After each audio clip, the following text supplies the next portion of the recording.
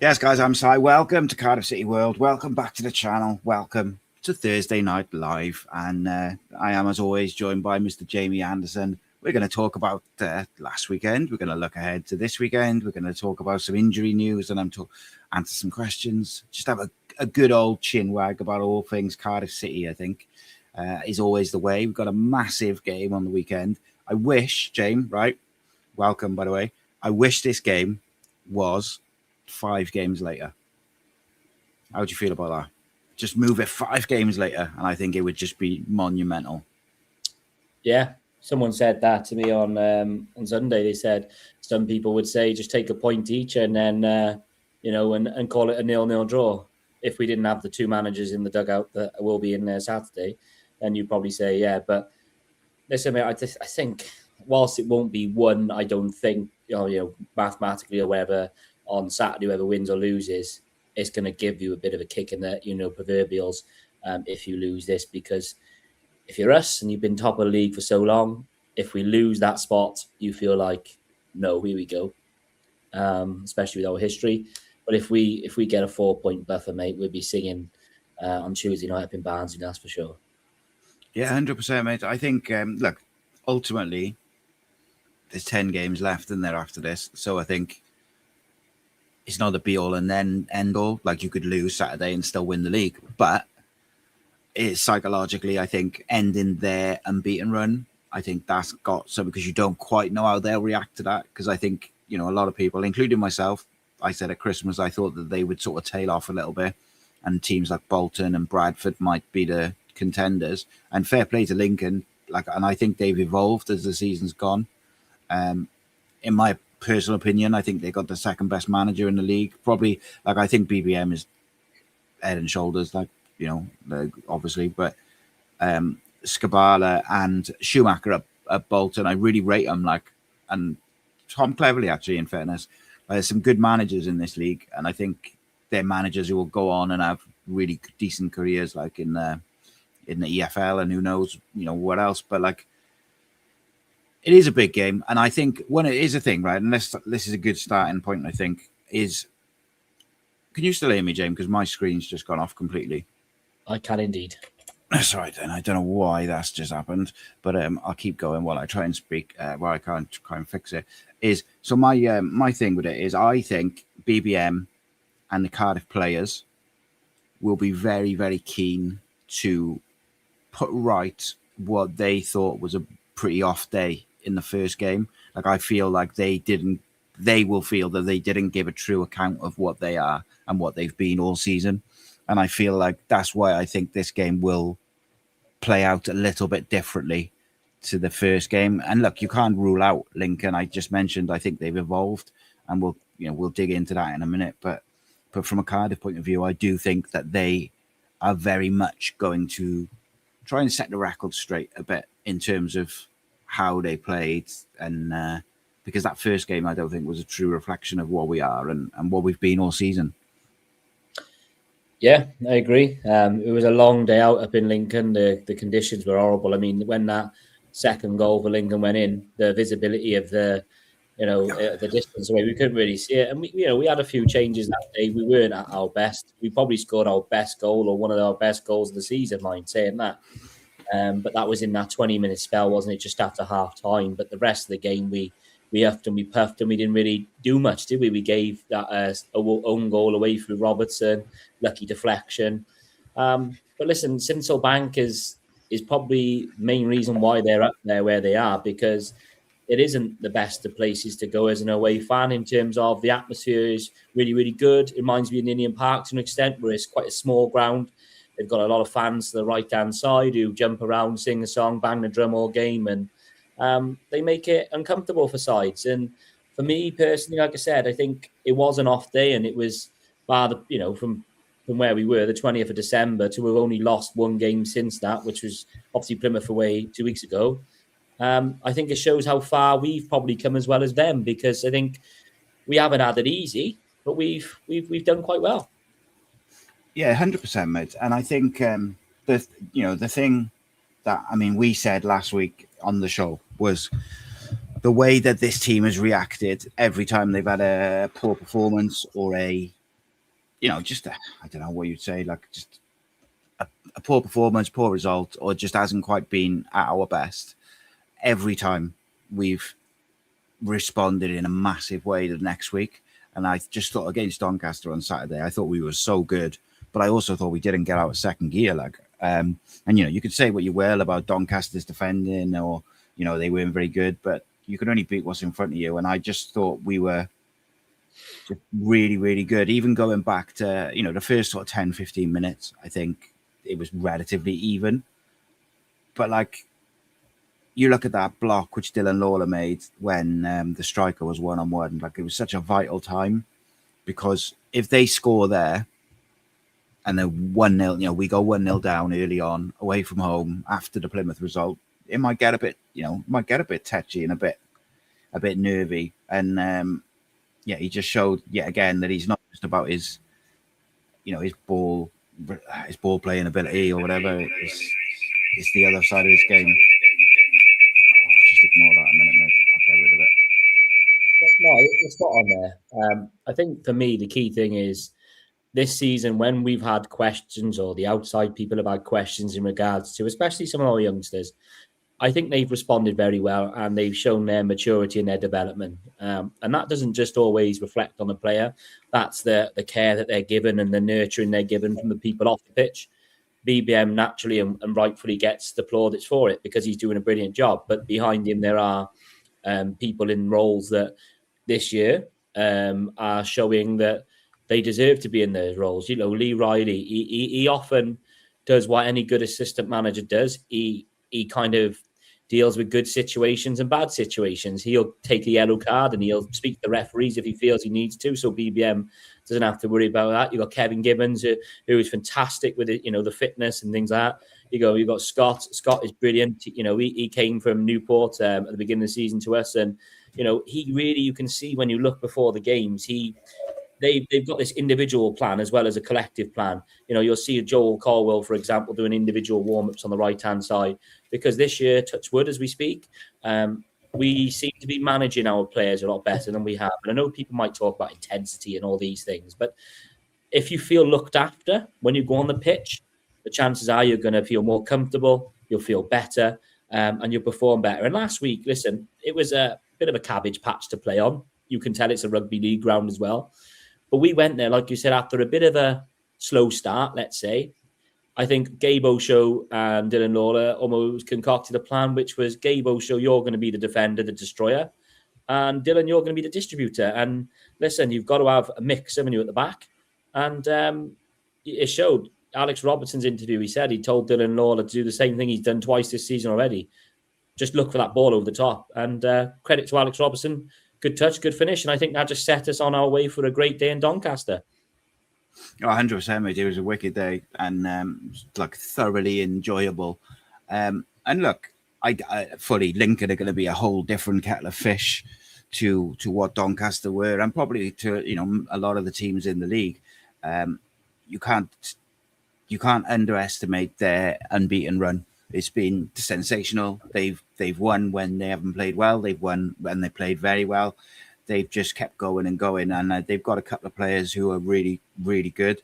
I particularly like the midfielder. I can't pronounce his surname. His first name's Ivan, and his second name begins with V.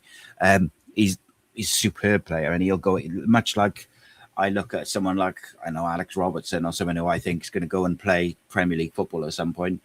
Like, he's very much in that sort of mold, and the individual matchups all across the pitch for this Saturday are going to be really interesting, because those individual matchups, those duels, will ultimately probably decide the game. Because I hope the game isn't won on a mistake. I hope that it's won with a bit of quality, because I think both teams have got quality in the attacking areas. And I'd rather, if we're going to lose, I'd rather lose to something a bit special than a mistake or a set piece. But look, there's a certain amount of skill to a set piece, I suppose. But both teams are rumored to have a few injury problems. I'm not sure how much I believe either, to be honest. I say all the time about press conferences, never believe a word of them. But Jack Moylan has rumoured to be not training this week, just like Kellyman and Dylan Lawler. It would be from a Cardiff point of view, particularly for this specific game, I would be very disappointed if we do not have Amari Kellyman, because I think this game specifically, Hamer and Sonny Bradley would rather be up front against a more traditional number 9 like a Yusuf Salic or even a Callum Robinson.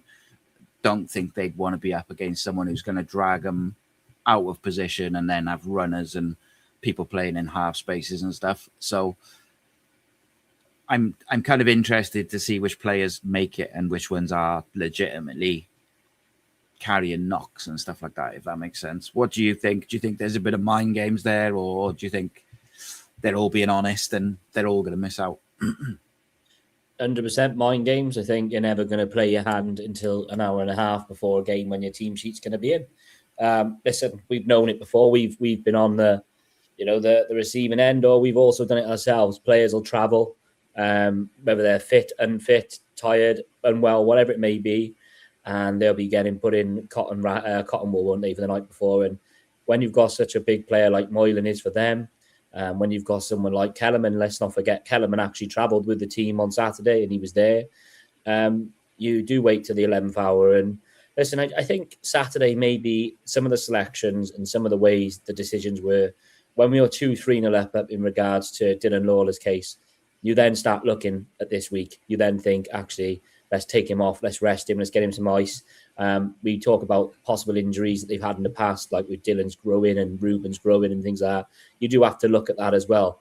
I just genuinely think that there's mind games going on between fans, and this is what adds to the spectacle. Sky Sports are playing the whole, they're spinning the narrative for their views, and dare I say it, I think this is the biggest game, or one of, if not the biggest game in all of the football pyramid this weekend. All eyes 100%. Should be on this kickoff. 100%, mate. And I knew, in one way, and I said this to Jake in some of the content which we filmed, which is coming out over the next couple of days. I'm gutted that it's not a 3 o'clock kickoff on a Saturday. Like, I'm gutted that it's on at 12:30 on Sky, because I do believe, like, if this was a 3 o'clock Saturday kickoff, it would be full house, absolute jam packed. And look, I'll never criticize people for missing a 12:30 kickoff on a Saturday, because ultimately it's the worst kickoff. I'm lucky now. My kids have grown up. My younger one plays football on a Sunday, so it doesn't really affect us. But we did struggle last year on a Saturday when he was still playing on Saturday, because you're not done in time to get through the traffic and get over. And it's like, well, what do? Do your kids let down their teammates who they play football with every week, or go to? And it's a difficult one. So I understand it, right? But hopefully, we've sold loads of tickets. I know there is starting to be. I've been hit up a few times already today. Like, people are starting to find it difficult to get tickets, which is usually an indication in it that they're gone well. From a Lincoln point of view, mate, I wanted to talk a little bit about them, because I feel at the start of the season, I thought they were very comparable to, before they played us, I thought they were quite comparable to Stevenage in a lot of ways, from a physicality point of view, from a set piece point of view. They were, they want to get the long throws, they want to get the free kicks, the corners, etc. But I think they've evolved a lot as the season's gone on. And I can't remember. I watched a game where they were away from home. They won 4-1. It was, I don't know, about a month ago probably now. And the speed at which they won the ball in midfield around halfway, and the speed that they got it up to the wingers, in behind, and real skill and ability. And I think anyone who just thinks they're a slightly better version of Stevenage is really doing them a disservice. They're a very good football team, particularly for this this level of football. They know the drill. They've got some players in their team who are very experienced, the likes of Adam Reach. Their right back has won the league, won League One before. They've got lads in their team who've been there and done it, but they've also got some good footballers who can hurt you other than set pieces. And of course, we'll talk about set pieces in a bit, but it would be, you'd, like I said, it'd do them a disservice, but you'd also be, harming yourself if you underestimate it, thinking that they've got nothing to offer from a footballing point of view. However, saying all that, in my opinion, they have the advantage at physicality, then they have the advantage at set pieces. We have the better footballing team, in my opinion. We have the better footballers, and we certainly have more depth in our squad. Regardless if a couple are out injured, we have ridiculous depth in terms of who we can bring off the bench. You know, like even if use Callum Robinson as an example, he starts for pretty much every other team in the league. And, you know, he's regularly on the bench for us. You know, it's not inconceivable that we could have Ruben Colwell on the bench on Saturday. I don't think we will. I think he starts. But, you know, Callum Chambers has got an England cap and he's played Premier League football for Arsenal and Villa. Like, there's a lot of experience there in, granted, over only a few players, but we have got experience in the right areas. But we have some tremendous footballers, and we have a group of footballers who, let's be realistic, you know, they're not going to be playing at this level for very long. So do you think it's a case of, will their physicality and set pieces be the difference, or will our, in my opinion, technical ability be the difference? I think we obviously talked about it. As simple as that, mate. I understand that, but you know what I mean.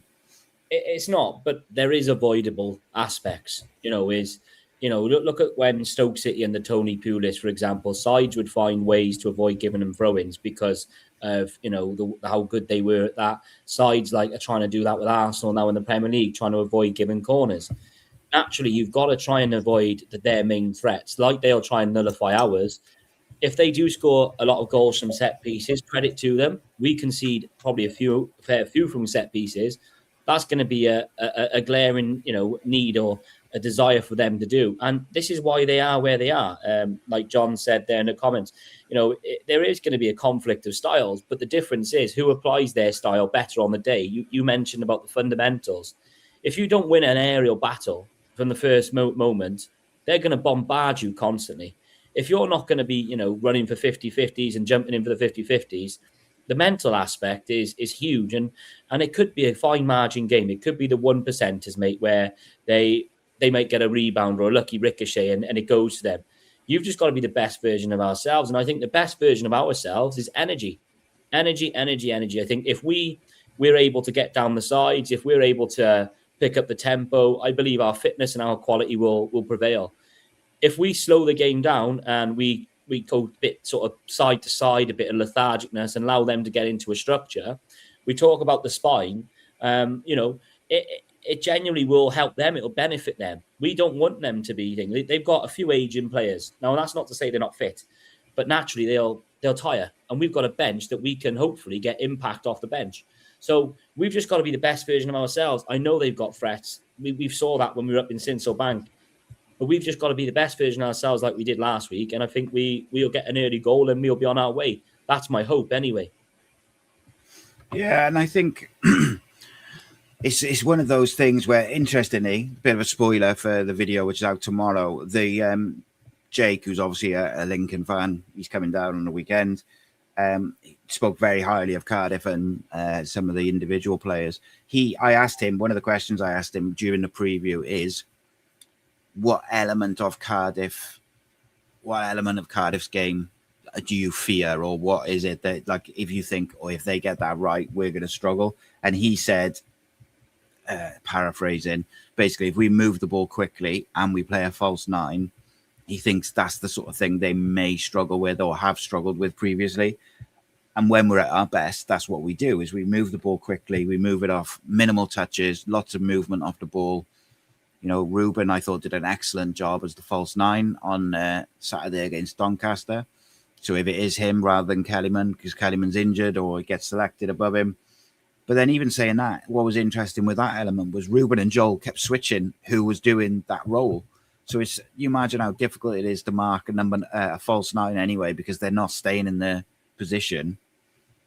When then you've got two players changing and deciding who's going to do that role. And Ruben was happy to come so deep to get the ball or to come into the half space.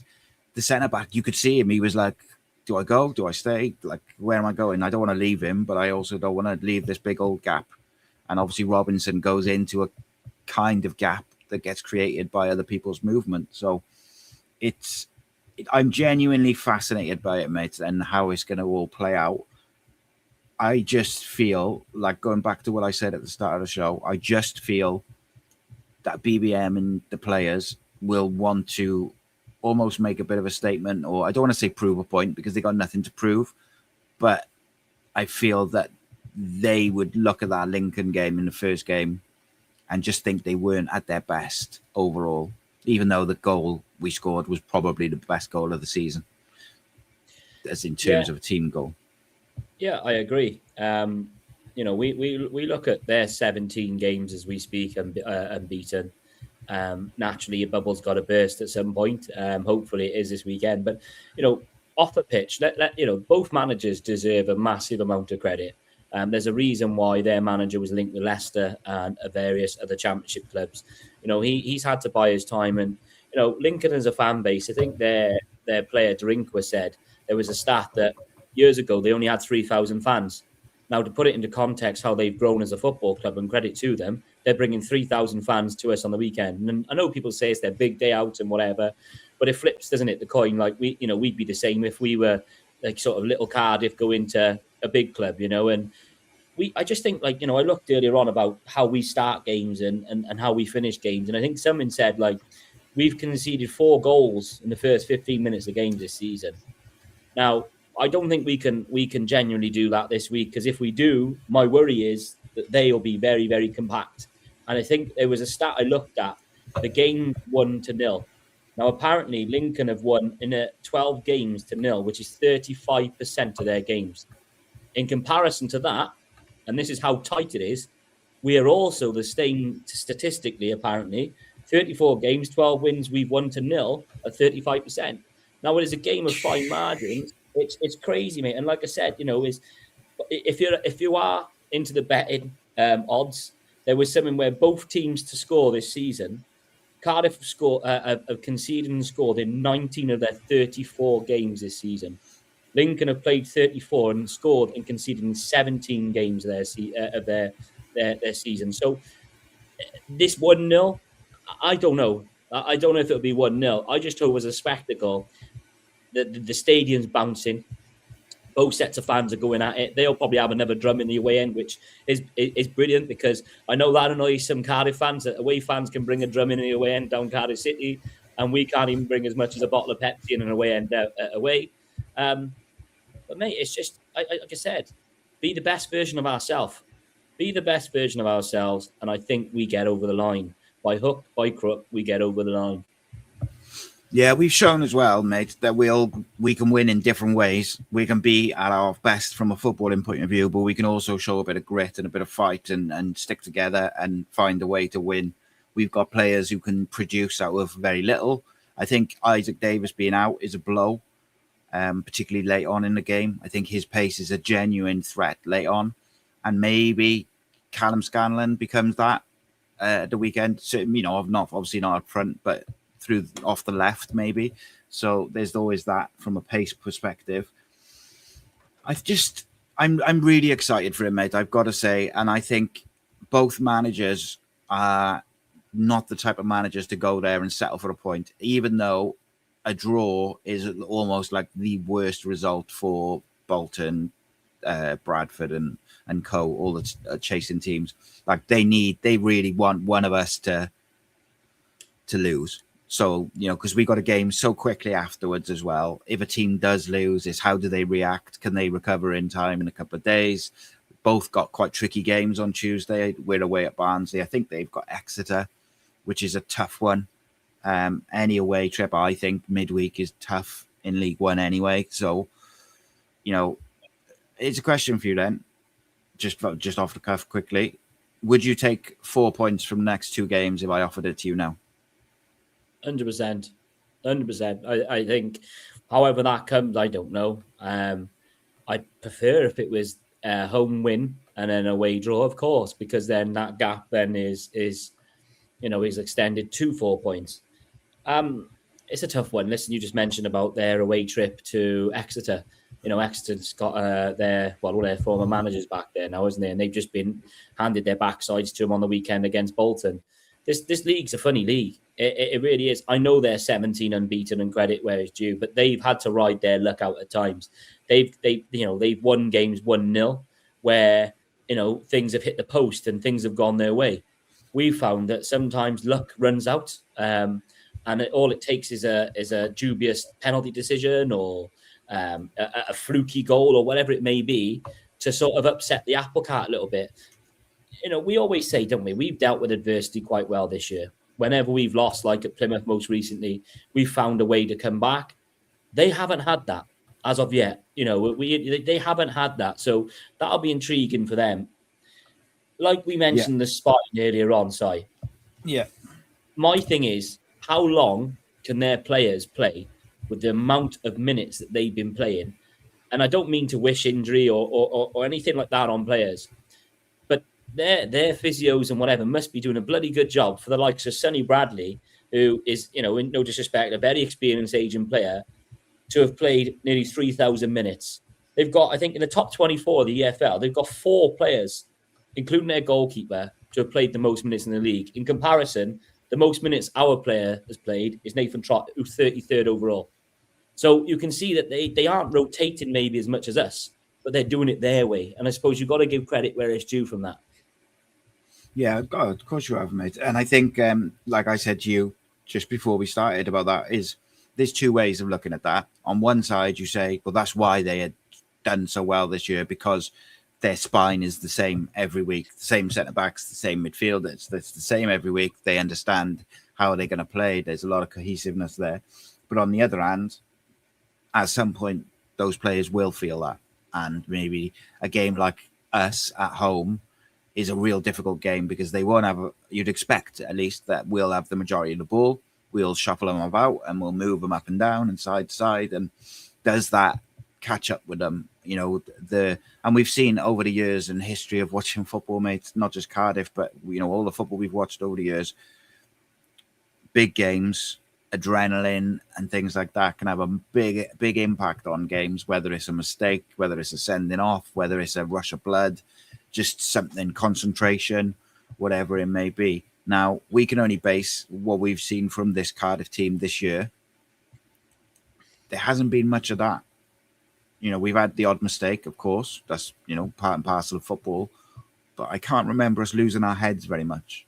Even when we've been down to 10 men, even when we haven't got ridiculous penalties, even when the referees' decisions have gone against us, even when Yusuf Salic was stretchered off and, you could visibly see it had affected some of the younger lads who were, close by. They still, as soon as that whistle blew, they were just phenomenal in the way they finished that game. And I think every test they faced, they have stepped up to. And, failing is part of being a human being. And sometimes you will fail no matter how hard you try. But the response has always been sensational. And I got a feeling in my water, as my nan would say. But I ask you this every week, mate, but I'm going to, rather than ask you just to name your sort of team, I wanted to ask you, before we get to that, ask you about some specific aspects of the game and some where you would like to see it go, or maybe what you would pick if you were in Brian Barry Murphy's team. So we know Lincoln are very strong with set pieces. Was it you who said we should move the advertising hoardings in closer? I was speaking to someone the other day. I can't remember who it is. We should move the advertising hoardings in closer. We should have equipment and stuff around the sides. Just make everything tight around the edge of the pitch within the rules. But, don't, roll the red carpet out for them and make sure they got a nice dry ball to have these long throws. Because we know Hamer's going to, at every opportunity, he's going to launch it into the box. So make it difficult for him. Don't let him get a run up. Make sure there's stuff in the way. But, maybe sometimes we're too nice as a club these days. And, you shouldn't be sometimes. But anyway, we know they're going to be strong from set pieces, for instance. We know they're going to be physical. What centre-back pairing, if you're BBM, what centre-back pairing as of, Thursday today, where are you leaning? If all 4 are fit, what's your 2? Will Fish with Osho, I think would be my two. I think we can probably get in behind them with that long diagonal ball.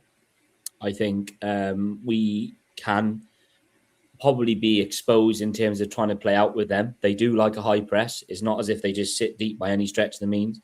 I just think we can get in behind Darinka on the right-hand side, and I think we can get in behind their left back with our pace out wide. However, with that being said, Gabe Osho has shown that when he's just, like I said earlier on, the destroyer, just the out-and-out defender, do we look at putting, if Dylan's fit, do we allow Dylan to have another masterclass at home? Being confident on the ball, he brings other people into place, and he's already shown that link up with Alex Robertson. Who am I to say no to that? So it's one of the two, isn't it? I think it's, for me personally, it's Osho with either Will Fish or Lawler. Yeah, I tend to agree. I think Fish is in there for me. Like that's one centre back nailed, because I think I agree with you completely. His diagonal balls, but also his ability to attack the ball and his physicality. He puts his body on the line, etc. Not that Osho doesn't do that, but I think Fish is like the perfect balance of what we would require. I'm a big believer in you play your best players, and look, I would be a bit of a hypocrite if I sat here and said like I wouldn't play Dylan, because Dylan I think is like one of the best players in the league. But you do have to do sometimes horses for courses. Dylan had a tough night against these in the first game. So a bit like you, I would consider Osho and Fish. I think if everyone's fit, I would lean to Lawler, I think, but I could definitely make an argument for Osho and Fish. So just to clarify, because a few people have asked, Dylan Lawler and Amari Kellyman are not ruled out. They just haven't trained at the moment. It's going to be decided over the next 48 hours, if you believe the press conferences, that is. But they haven't been ruled out. Isaac Davis is definitely out. He's got a hamstring issue, which he picked up the first day back in training after his concussion, which is like devastating for him. But at least it's only a couple of weeks. Right. Wide areas. Fullbacks, you go in the usual, Bagan, NG, or you got a little surprise up your sleeve, because they've got Hackett I think it's Riley Hackett, I think his name is. He's a good winger, like a good footballer. But I don't really fancy the guy on the other side. So yeah, talk to me about the fullbacks, where you go in, and how do you see that playing out? Because NG his form has just been ridiculous. NG is undroppable for me at the minute. And we say this with 12 games left of the season without a contract news or anything like that. He is just excelling. And to be fair to him, he's had to do it the hard way, because, like we always say, big shout out to Ronan Capacchio, because at the start of the season, who would have thought we'd be in a position now where we are? Listen, I think we all know what Scanlon can do. But you'd have to ask, is this a game for an out-and-out sort of solid defender? Or is it a game that you want to see a left-back bombing up and down the line and probably getting exposed behind us? I listened to their manager, and he said he knows the ways to hurt us. Well, genuinely, I personally feel the way to hurt us is like Plymouth did. Direct, early down the sides of us, and you'll get in behind. That's just my opinion. I think we've been exposed a few times this season when we've gone quite high on the transition with Perry NG and Joe Bagan on the left and right, respectively, and then the ball's gone in behind. Scanlon, I would definitely bring on with 20, 30 minutes to go and just get up the line. But I think, long story short, like John's just said there, NG and Bagan, I think for me, they know the way of playing. They know the BBM way. They've also played against Lincoln this season, albeit Joe, I think, went off at half time, which we didn't know if at the time was an injury or if it was because of the game, the way it went. But yeah, that's who I play. Joe Bagan's been so reliable this year, so consistent. I said in my player ratings video after the Doncaster game, just like he had 7, I think he had 7 out of 10. It's like Joey Sevens, I call him, because he just 7 out of 10 every week, just bang, 7 out of 10. And sometimes people mistake that as like, 7 out of 10 is good, but it's not like elite. But if every one of your players has 7 out of 10 every week, you're going to win the league. Like 7 out of 10 is a pretty much above average, isn't it? Well, it is above average by mathematics. I tend to think I would lean towards Bagan. I am really looking forward to seeing Scanlon, and I think he gets his start against Barnsley. But depending on the game state, 20 minutes, 30 minutes to go, I wouldn't be shocked if we saw Scanlon come on the wing, just because he's so quick. And that could be for either reason. That could be because we're winning 1-0, or that could be because we need a goal. I could make an argument for either, to bring him on the wing. Same with Capaccio. I think I'm going with those two at fullback, even though Scanlon, I think, will play before long. Midfield, my opinion, Wintle Robertson picks himself at this point, but I'm open to suggestions and other opinions as always, because we do have a bit of an issue. It's a good issue, but we do have a bit of an issue in that Robertson's on fire. Wintle is the glue that holds it all together. Ruben is back, looking very sharp. Joel Colwell's been in electric form. Well, 4 players does not go into 3 midfield positions. Now, if Kellyman is out, I think that kind of frees that conundrum up a little bit, because Joel and Ruben can do the sort of false 9 job. But where do you sit with it? Do you think you'd have to leave one of them on the bench, or are you trying to get all 4 in there? I've said it the last few weeks. I think we offer a different dynamic with almost like a false 9 or 2-8s, whatever you want to call it. I feel that, especially with 2 big centre halves, the last thing or the worst thing we should be doing Saturday is looking to go direct, because I think that's just that's bread and butter for Sonny Bradley, as we saw. I think you can't drop Wintle, in my opinion. I think we've seen the good and the bad in terms of when we played at Plymouth, albeit it was away. We didn't almost have that defensive solidity, that sort of I don't know, like someone in front of the defenders who was able to just cut everything out and just play. Alex Robinson at the minute, big shout out to him. He's been phenomenal. I mean, we've all saw that video on Twitter where the guy was saying about how he's changed his game this season, and what I like about that is what Alex Robertson is showing is the modern way and the way to receive a ball. It's not like in years gone by we've seen players taking 3 or 4 touches, not checking their shoulders, and they've gone back because they haven't done the initial check. Whereas Alex Robertson turns on the 45 degree, he's always scanning. And that's what I think we're starting to see, the link-ups, because he's able to see the picture before painting it. And then he starts painting it afterwards. And all of a sudden, he's gone from in his own third, he's in the attacking third, and he's getting on the end of the balls from Dylan Lawler. And then it's brilliant. I think you then play. I wouldn't be against playing Joel, if I'm honest, just because I think with Joel's engine at the minute, Joel Colwell you can ask him to just do anything and he will be there everywhere. And his stats in terms of, all right, he's not getting the goals that he would love, but he doesn't care about that. You can speak to Joel. He's team first. And, we saw that at Rotherham away in the 93rd minute. He's running back 50 yards to make a crucial tackle when you're 3-0 up.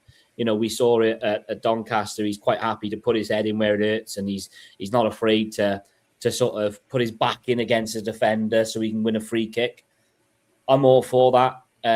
That is if Kellerman's not starting as a thing. And then obviously Ruben would be in that position instead of Kellerman for me. But isn't it a great position to have, a disposition to have a few headaches now going into Saturday? God, yeah, because, if Kellerman's fit, I'm thinking we got to play him, the form he's in. And then you look at it and you go, well, I can't drop Joel because of the form he's in. Can't drop Ruben, he's the captain, really, and he's come back on fire. I can't drop Alex Robertson because he's on fire, and we can't drop Warren Wintle because he is the glue. And then you're like, right, well, maybe we could put Kellyman wide to accommodate everyone. And then you go, well, Tanner's got, a ridiculous amount of assists since he's come back. And then you look to the other side, and then you're like, well, Kean Ashford showed how vital he is on the weekend. Not just with his intelligence off the ball and creating space for others, but his defensive qualities. And you're like, we've got a mad squad, and this is without Salic and without David Turnbull. We haven't even mentioned this evening. Like, we've got an incredible amount of players who can change games. Callum Robinson, and it's going to be really interesting. But just to I don't know, put a bow on it, I guess.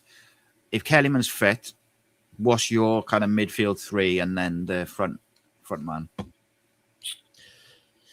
So we're going what? We're going Wintle as a 6, Robertson as an 8. Joel, I think, plays alongside Robertson.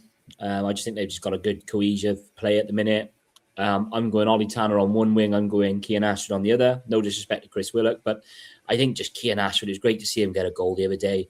You know, he's worked his backside off, and you can see that, you know, we talked about earlier on in the show about youngsters.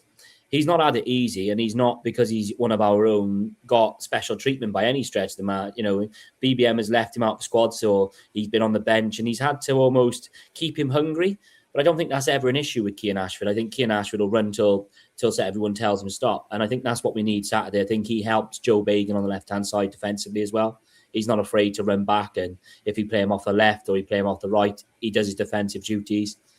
And then, Omari, Kellerman, who's scoring goals for fun, why would you drop him? You know, if he is fit, he surely has to be one of the first names on the sheet, with the option of maybe someone like a Ruben Colwill, who is probably just as good and just like for like, to come off the bench maybe. Because I do find that for us especially, whilst we don't always blow teams away initially in games, I feel like we're winning games with massive impacts off the bench.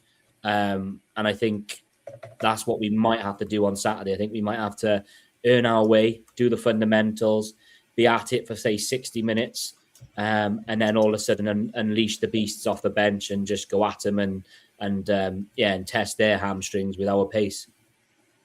So, I tend to agree with a lot of what you just said, really. I wouldn't put Ruben on the bench, but maybe not for the reasons that people would assume. Like, everyone knows I'm a big fan of his, blah, blah, blah. His technical ability. We know how good he is. We know the form he's in. But the reason I think he has to start is because Yusuf Salic is out. And I don't know whether people realise how many defensive headers Ruben and Salic win in our box. And when you look around our team, we haven't got a load of tall players. Kellyman wins a few headers, mine, defensively. But I think I would think it's fair to say Ruben probably would win a few more. I think I would play Ruben from the start if Kellyman's fit, not simply because of that, but I think because that would be an extra reason to play him because of the set piece threat. I'm also chomping at the bit to see Amari Kellyman with Ruben in behind for a sustained period.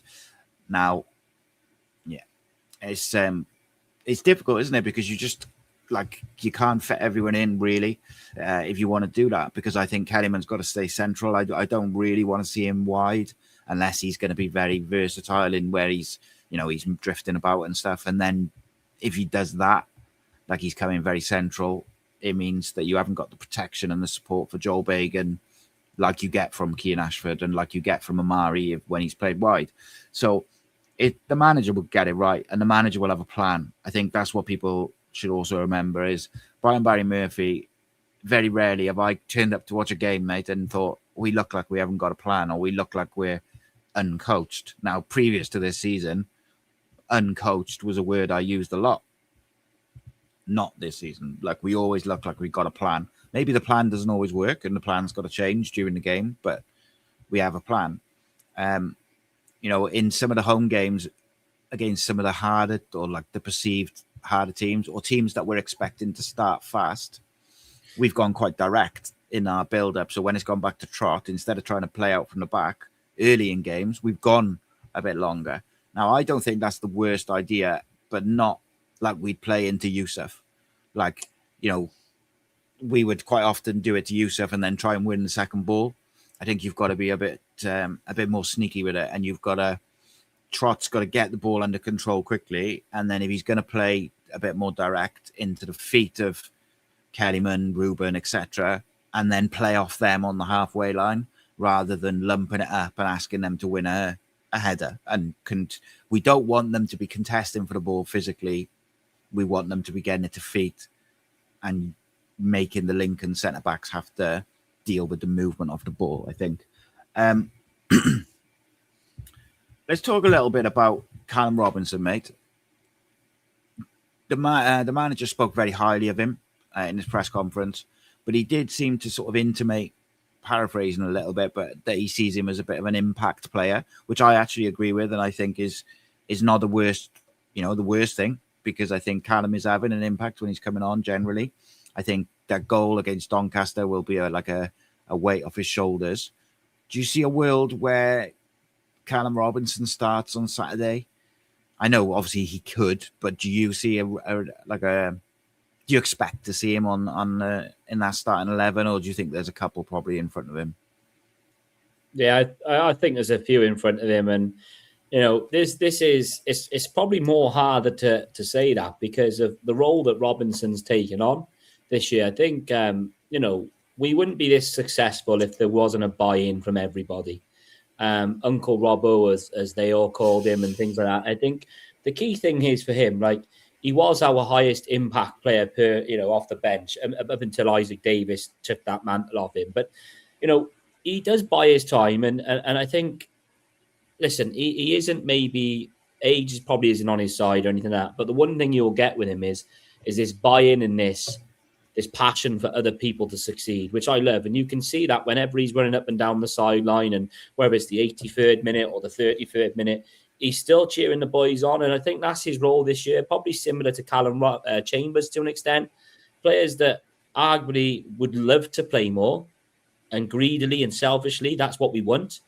But they haven't thrown their toys out the pram. And I know we've said that a few times this year with reference to years gone by.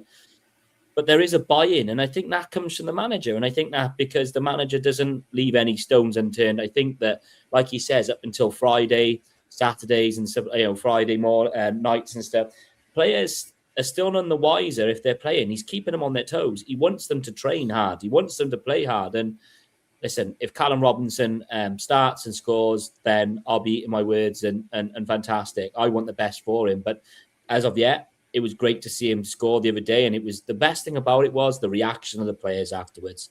It was really telling to see his role in that team when Ronan Capaccio and several players went up to him and said, go on, son. And again, I think I said it the other day, 94th minute, to many people, when you're 3-0 away from home, go to the corner flag. You could tell he wasn't. He was chomping at the bit to get that goal, and fair play to Callum Robinson, no matter his role, he's buying in, and that's all we can ask for. Yeah, 100%, mate. And the other thing with Callum Robinson is when he scores one, he tends to score 5 and 5 most of the time. So, what a time to go on a bit of a goal-scoring streak now. So Jake Bayer is a Lincoln fan, but he is all right. Jake is. We filmed a load of content last night for a couple of hours. So tomorrow we've got a preview out with Jake, which is a bit longer than normal. We've also got tomorrow afternoon, and so that's out at lunchtime. Then tomorrow afternoon, we've got our combined 11. So my combined 11 was made up of Trott, NG, Lawler, Fish, Bagan, Robertson, Wintle, Ruben, Tanner, Ashford, and Yusuf Salic. I think that's fair, to be honest with you. I think that's I think everyone can say that's right, and I think that's the correct choice. But no, look, the combined, I don't actually like combined 11s because you're always going to go for generally the players from your team or the particular fans are. But we just thought it was something different that we could chuck up. I tried to get a couple of Lincoln players in mine, and Jake tried to get a couple of Cardiff players in his, but you're never going to, it's subjective in it at the end of the day. So you're never going to keep people happy in that. So we got that. We got a combined 11 tomorrow afternoon. Tomorrow night is the normal tactical showdown with me. And then Saturday morning, me and Jake went through 3 individual matchups from the game. So sort of where we think the game might be won and lost. And yeah, look, I really appreciate Jake's time. I did the preview with him as well for his channel. So make sure you check it out. And yeah, we can be friends again after Saturday. But he's been getting all sorts of grief because he put a combined 11 up on him and his mates. And I think he had like 2 Cardiff players in it. And it was, but it's subjective, mate, isn't it? Like, it is, but what you've got to say is, and Jake spoke on another pod as well, and is, listen, he, like we would be, he can take that stance because of how well they've done and how well they're growing, and fair play to them as a club, a community club. They've got a solid structure in place now, and they've got a new ownership and things like that. And that's the brilliant thing is, I think this is why this game is so special, because it's 2 teams who are there on merit.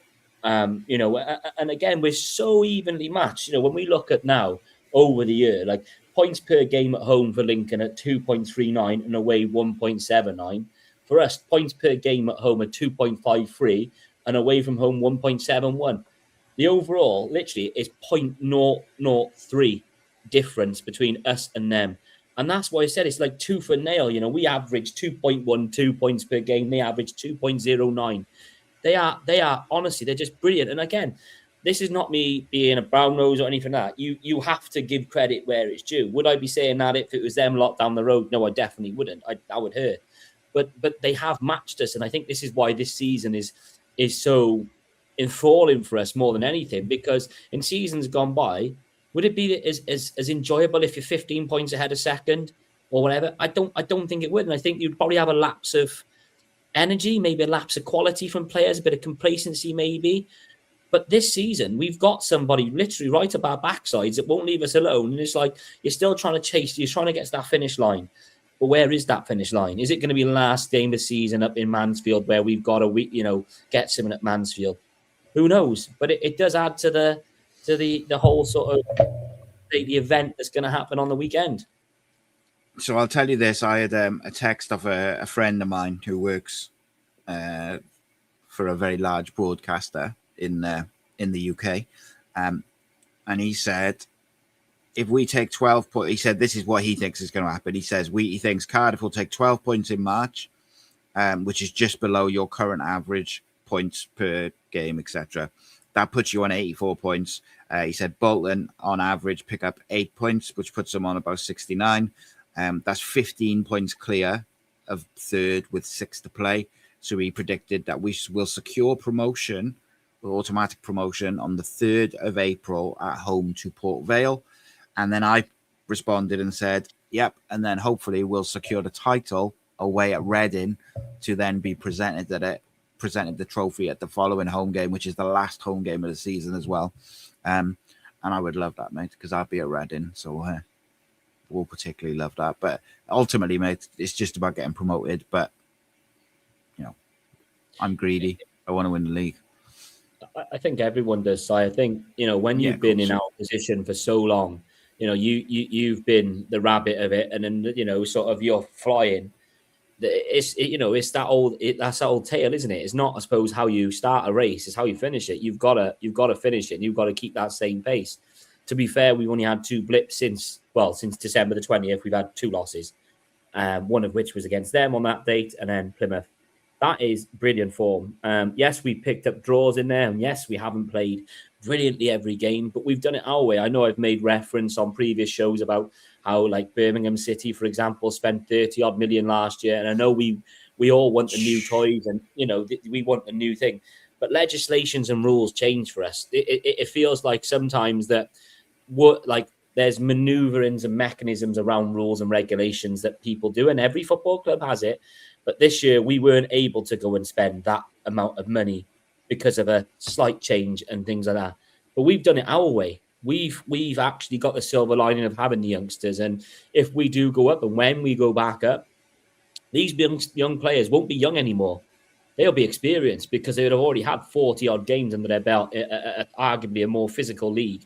So when we go into the Championship, all we need then is a different type of player. And then again, this is where we start talking about, when we get up, we've got to have a plan. And as a football club, hopefully now we're being more proactive. We've got a manager that we really do like and we love, and we feel like hope that he's not going to be tempted to go elsewhere. We got a manager that we can build something from. We've got this brilliant fan base that now we're starting to see like a lot more Q&As as we speak now. I think BBM's doing a Q&A up in Tom Pentra Football Club. So that's great. Get him in the valleys. Get all those fans that were, probably supporting Cardiff for years, but then because of all the red and things that haven't come back, get them back and let's get this stadium rocking like hopefully it will be Saturday, like we've seen in the Chelsea game. Because we can play our part like we've been doing. And I know BBM made reference to that in his press conference today, that the fans are thoroughly deserving of what they're seeing at the minute. Because at the end of the day, the players play for us and we support them. So hopefully we can keep going. Oh, mate, 100%. Just got my blood boiling, that has. Wes says, 3-1 City, and will we finally get a penalty? Nah, we're going to win the league without having a penalty. Here's a question for you then, mate. You may or may not know this off the top of your head. How long is our unbeaten home record currently? We're way on. We're way. Yeah, I can't remember the exact stat, but we flying. Like our last home games, like last 8, we've won 7, drew 1, plus 13 goal difference. So when do we last lose the home game? Was it Bradford? Was it? Yeah, it must have been because we haven't. We've struggled away. I say struggled. We've stuttered away from home. But I think our last home defeat, it would have been Bradford or someone like that, where we dominated and we just got, Burton. There we are. Of course. When we went 1-0, lost 1-0 that night. Is it 12 games? JT says there. Yeah, that sounds about right. I mean, you kind of forget it, don't you? Because when you have all these run of games on the road, and I suppose the little bumps in the road have been when we're away from home. The home form is not a talking point. It's just how good we are, and I think again we can use that Saturday to our advantage. We've got a great playing field, in terms of what Liam James and the ground staff do there. It's a brilliant stadium, We hopefully, if we win that toss Saturday, and we attack that Canton stand in the second half, I genuinely think it will, mate. Like, I know the drum's not everyone's cup of tea by any stretch, but bang that bloody drum as much as you can. Keep singing, keep cheering, and hopefully, like I said, come 3 o'clock, quarter to 3, whatever time the game will finish, we'll be on the winning end, and we'll see 3,000 imps going home, kind of upset with a bit of, almost thinking, what if? Yeah, right. Guys, you can have 5 minutes to get as many questions in as you want, or ask any questions, and then we'll answer them to finish off. And then whilst we wait for a couple of questions to come in, James, what I want to do is a bit of hypothetical. The one aspect which Lincoln haven't had to answer is what happens when they do lose. What happens when the unbeaten run does finish? Like, we've seen Cardiff's unbeaten run come to an end. They've reacted, and they reacted well, and that's happened a couple of times at different times in the season. If we do beat Lincoln at the weekend, they have a game against Exeter straight away. If that doesn't go, if they get a draw or something on Tuesday and they've suddenly lost and then drawn, Bolton, Stockport and Bradford, etc., they're going to be rubbing their hands thinking, they're going to fall apart now. It's a big mental test, of course, on Saturday for both teams. But it's not always the test of the game, is it? It's the aftermath of what happens. And like Jake just said there, they haven't lost back-to-back games all season. So it'll be interesting because that would give the indication probably that they're similar to us. When they have had a bad result, they've reacted really, really well. But I think it is a question when you've been on a run that long, unbeaten. I think it's only fair to ask the question, like, what happens, if they do lose. Now, I think it's going to be a really difficult game for both teams. I think we will ask them questions, they will ask us questions, and ultimately it will come down to who's got the answers, right? And they've got some players who I think could cause us some problems. And I hope, touch wood, I think that we've got so many players who will ask questions that I think we're very difficult to stop, providing that we have the right tempo in terms of how we move the ball. But yeah, what do you think about, like I said, all of that? Yeah, I think, dare I say, I think they might want to slow the game down. I think they, like you said, it's a theme, isn't it? If they score so many goals from set pieces, we saw it with Neil Warnock. At the end of the day, there's a way of winning games, and that's the best way that you can do it. You don't have to make 55 passes to score a perfect goal. You saw that last night with Man City drawing against Forest. Sometimes it's just hard work, a bit of kahunas, and a way of playing and a buy-in. And I think that's what Lincoln have got. They don't have to be spectacular, but they can be effective. And I think that's what they are. They're very effective. They're a very efficient side. And like you said, we at the start of the season, kind of when we were adjusting to the BBM way, we were all a bit frustrated with passing around the back and trying to go backwards and sideways. Then we upped it a little bit, and we kind of learned the grasp of it. Then we started seeing a bit more penetration, and we were flying. And I think, again, there's what Jake's comment. It aligns what we said in regards to if they score first, they're very hard to beat. They will happily sit in their blocks. They are well coached. They are very good. Yeah, I'll get some questions flying in now. There you go. So I'll let you get to these questions. Yeah, that's what we got. All right, let's finish off with some of these questions then. Dylan says, do you like BBM? I'll let you answer that first, mate, because everyone knows that I got a bit of a man crush going on. What's not to like about him, eh? Like any adversity, he comes back in, and then the next week it's forgot about, isn't it? So, mate, he's going to go down as probably, albeit a shorter tenure at the minute, but he might be one of our best managers we've had in a long time. Yeah, 100%. I mean, I did a video on him 6 months before he came in, saying that the club should get him in some fashion. And that's not, I don't say that to, to blow my own trumpet. I say that because I believe that this guy's special. And I believe that with the young players that we had at the club, he was the right man to get in at the club in some fashion. Now, little did I know that 6 months later, he was going to be our manager. I believe it's the perfect storm. It's the perfect manager at the perfect time, with the perfect kind of group of players to get the best out of them and him. Morgan says, do you agree with the championships going to 6-team playoff next year? No, I mean, again, I always say, why mess around with something that doesn't need to be messed around with? I think someone has said it hasn't been changed in the like early 2000s or late 90s, whatever it is. You're used to that. And it just feels like the powers that be at the minute are just messing around with things based on what? Entertainment, money. What is it? It's money, innit? Revenue. And again, like this is, I think we've seen with this, it doesn't matter what the average fan says or the paying fan. They don't listen.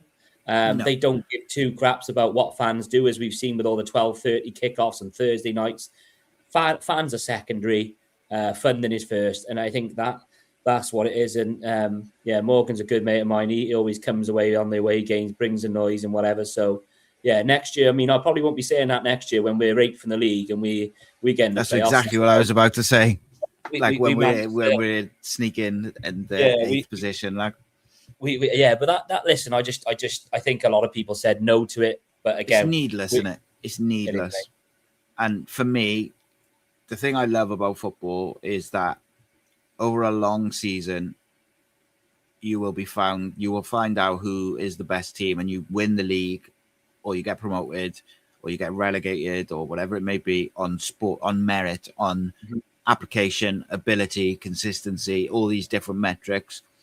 And that's why we love football, right? But then also in the things like the FA Cup and knockout tournaments, you get those special one-offs where, a team beats a team from 2 leagues, 3 leagues, 4 leagues above them, or top of the league, or whatever it may be. Like, you get those special one-off occasions, the giant killings and things like that. And that's what football's special because of things like that. And I just think there's no need to change it. I felt the same about the Champions League.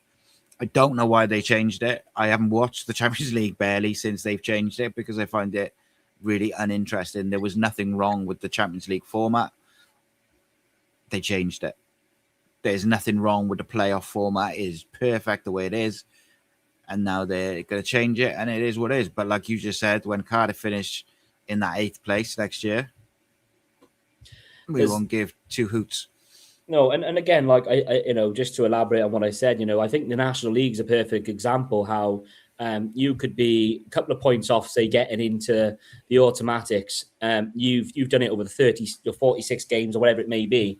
But then somebody who maybe the gap might be 20 points between third and eighth or whatever it is.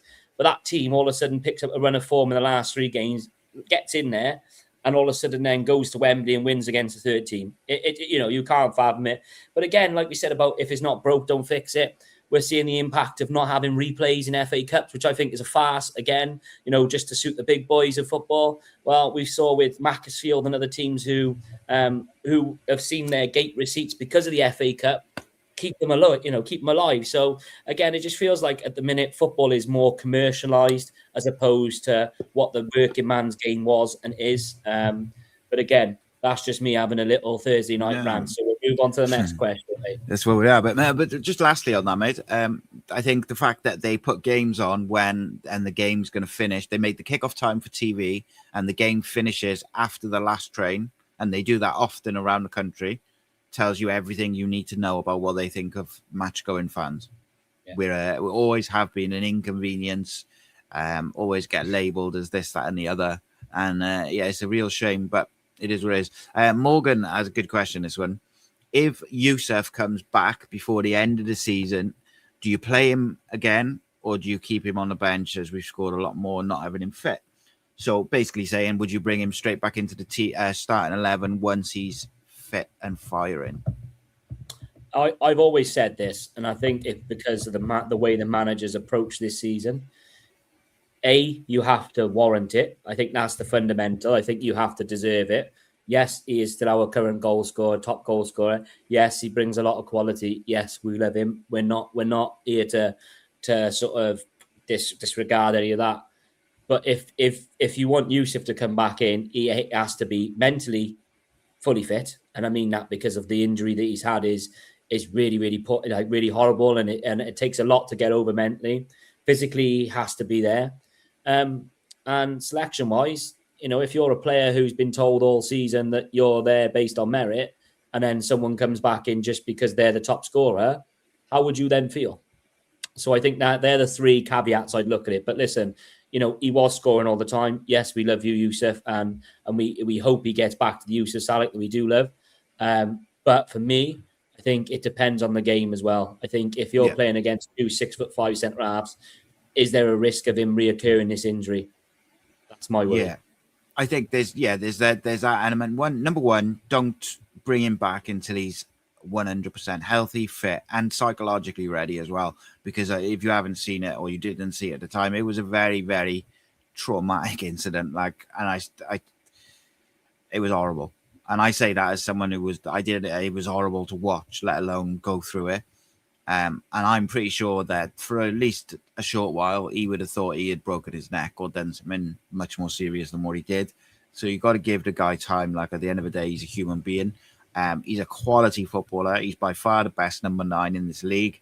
And I think, as an example of what you were saying, James, if he was fully fit and ready and playing, I wouldn't start him this Saturday against Lincoln.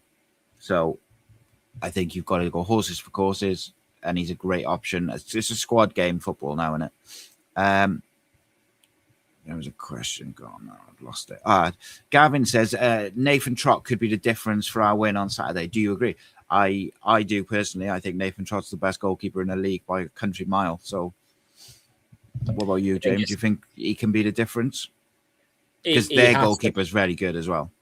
Yeah, he has to be. At the end of the day, I think we've talked about their threats. So, you've almost got to be that old school sort of goalkeeper, haven't you? You've got to be commanding. You've got to be assertive. You've got to be confident.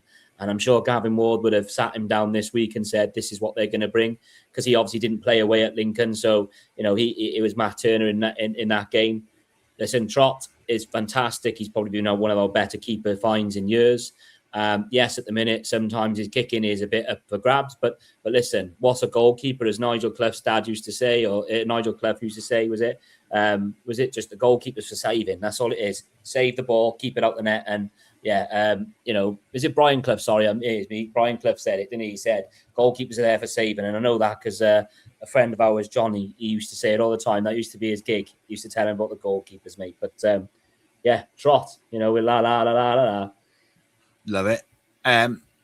Lee says, "Do you honestly believe we'll see Yusuf Salah again this season?" Yes, I do. Yeah, and I think he deserves that sort Moment. of. Yeah, he does. And I think, again, it sounds daft, but if he is on the bench, you know that when he goes up and down that touchline, fans are going to be singing. It just gets atmosphere. Yeah, and it does. It ups that feel, doesn't it? And again, imagine being that player who, when certain subs do it, they send a substitute out down to the ground just to get some to get the crowd going, don't they? Yeah. I think that's exactly what Yusuf could be. And I think, listen, there's nothing better than seeing Yusuf Saleh jumping around in the centre circle or whatever when Cardiff City TV are there videoing him and all the players around him to do the whole celebration. So let's hope that if he does come back and when he does come back, I'm sure all the players will be buzzing for him and he gets that moment that he can savor and he can enjoy. Yeah, I said the other day I had a bit of a hunch that he might be on the bench on Saturday. It sounds like it's probably going to be too soon, but what a lift that would have been, like, psychologically for everyone. And like you say, you just send him out to warm up every 10 minutes. Every time the crowd goes a bit quiet, when you just send him out. Also, my favourite song alongside the Colwell song. So, the Robinson song is great as well, man. We need a song for Alex Robertson. Like a proper good one. They sing it, don't they? They let it go on Saturday. Yeah, listen, I think it's great, isn't it? You've got the Kean Ashford, imagine being one of your own players. Yeah, and just you come out the ground and you can't help but sing it and it's in your head for a few days. 100%. Let me just double check we've got any questions.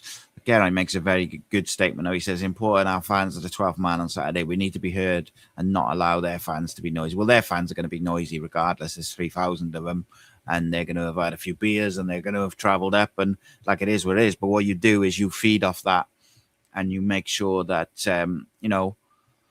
at times this year, I think I've said that I've felt particularly early on in home games, sometimes I felt like the crowd is almost waiting to be entertained and waiting to, go ahead, almost like they're expecting it. Can't have that on Saturday. We need to be bang up for it from the off. Get behind the boys. Just check there's no more questions because I don't want to miss any. I'll ask you a question then, James, to finish, which kind of goes into some of the stuff that people are talking about. Do you prefer us, generally speaking, with a traditional number 9 or the false 9 system that we've scored bags full of goals? Just in terms of a spectacle. I like this new Cardiff City, if that makes sense. I like this. We've been accustomed to having this sort of physical, direct approach at it and what have you, with the type of players that we've had over the years. But when you've got youngsters, you want to see that flair and you want to see that link up. And we're seeing this cohesion and this lovely way of playing that we're getting the rightful plaudits for. And, I like this false 9, 2 8s, whatever you want to call it, because it just links up so well. It's so smooth. When you said about the Callum and Colwell situation, well, Callum's played right. He's played 10 and he's played a false 9 this year. And when he played that 10 role, I remember one pass he made. He turned on the half and he just pinged it with his left foot. Ollie Tanner, bang. And I think, it wasn't Ollie Tanner. It was one of the other wingers. Can't remember it. And I thought, you know what? That's special. This is that's it. And it's just like, this is a new Cardiff City. This is somebody that, as a team that you can develop. You can entice new players in and you can really get behind because it's not direct and it's not boring. And listen, everyone wins in their own way, but this is our way. And this is the way that we've been used to playing now this season for 30 odd games as we stand. Yeah, and I mean, it fit that false 9 system. What it does is it feeds into the strengths of our players, technical ability, movement off the ball, quick passing, quick interchanging, and just take teams apart that way. And a great example of that, which takes us sort of round full circle, really, is Perry NG's goal against Lincoln in the first game. That is BBM ball. One touch, boom, boom, boom. And then when you're in the pressure situation, which, you know, Perry NG bearing down on goal, doesn't panic, just composure and just a little dink over the keeper. That's what I want to see. And that, you know, by and large, is what we do see most of the time, in fairness, especially with that system. But that's what I want to see Saturday. Fast passing, lots of movement, loud crowd, big game. And like you said, they're going to try and slow it down. So I think we've got to speed it up and we've got to keep going. It's going to be fun. It's going to be fun. Jamie, seeing as you won't be on a video or anything before Saturday or before the week game, give us your prediction for the game. What's the score going to be? I'll go with Sienna's always says it. She says it 2-1, whether she's right or wrong. I've got a feeling Ollie Tanner's going to get a goal. I think we've seen all the assists, and I think he's brewing something. I think he deserves a goal, and I think he deserves his moment in front of the Canton stand. Other goal scorer, that'll be a tough one. One of the Colwells, I think. 2-1 home victory. They've been on fire, the Colwells, in fairness, recently. Both of them, since Ruben's come back, he's been excellent, and Joel's just been sensational. Like, very difficult to pick a team in that central area at the moment for Cardiff, so we shall see. You'll have to wait and see what my prediction is, but you'll be surprised to know that I went for a Cardiff victory nonetheless. Right, Jamie, as always, mate, thank you so much. I am already looking forward to speaking to you next week, where we'll have 2 games to discuss. And thank you to everyone in the comments, even and the Lincoln fans as well. There's a few of them in there. A few of them are joined throughout. And obviously, you could check out my preview with Jake, which is out at 12 o'clock tomorrow. And then 3 o'clock, we've got the combined 11 video. And then we've also got the tactical showdown tomorrow. BBM versus Scabala 2. Big up, Jake. And Sue from Nappa's podcast as well. They are a good group. A good bunch. I really got a lot of time for all of them. Yeah, it is what it is. Like, we'll be enemies for 90 minutes, but I got a lot of time for the way Lincoln have played this season and their unbeaten run and everything about it. But I've been impressed by their fans. Like, they're knowledgeable.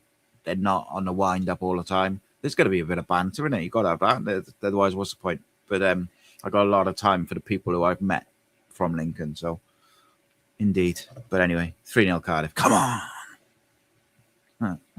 This channel is powered by an incredible membership community on Cardiff City World and patreon.com/AcePodcastNation. Becoming a member unlocks exclusive rewards from early access to live event tickets, bonus content, and even the occasional inside transfer scoop when we get it. But more importantly, it allows us to bring you top quality Cardiff City content 7 days a week. Across those 7 days, we're talking match previews, exclusive interviews, instant match reactions, the breakdown podcast, tactical deep dives, the spotlight series, Bluebirds Rewind, Academy Focus, and just so much more. Led by myself, backed by an army of passionate Cardiff City fans, this is content created by fans, for fans, balanced, professional, and 100% all about the club we all love. If you enjoy what we do, then join the community today and support what we are doing as we help to keep Cardiff City World flying high.